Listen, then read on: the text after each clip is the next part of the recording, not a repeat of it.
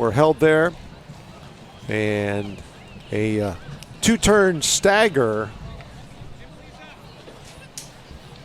and the 4x4 relay. See there, Fresno Pacific in lane 2, currently sitting at number 7. They've run 3:10.59 in 2024. And we're underway, and again, Pittsburgh State, their leader at 3:08.3. And Staggers holding pretty solid right now. And in lane 2, that is Fresno Pacific. They made up the stagger on one school. They're going after another. They're cruising up behind Washington State into the turn. A solid leadoff run by the young man from Fresno Pacific.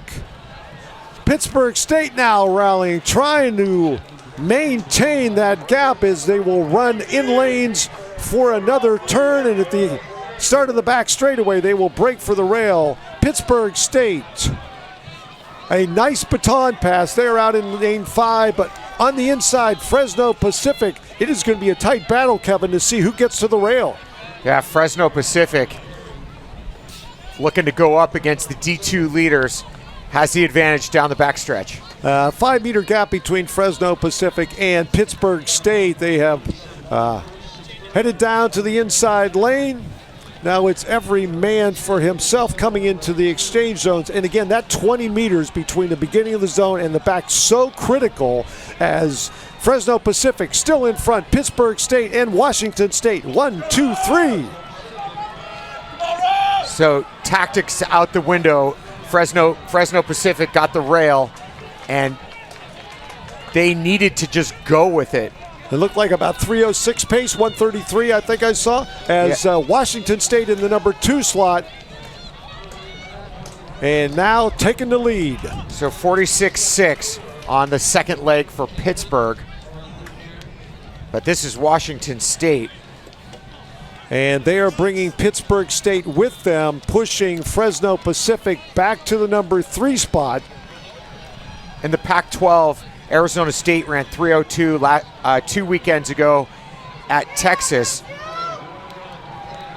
UCLA ran 3:06, so Washington State looking to get in the middle there, but Pittsburgh State battling back. And Fresno Pacific also closing. Good baton passes for all 3 of our top teams. It's going to come down to the final 50 meters. Here we go, down the back straight.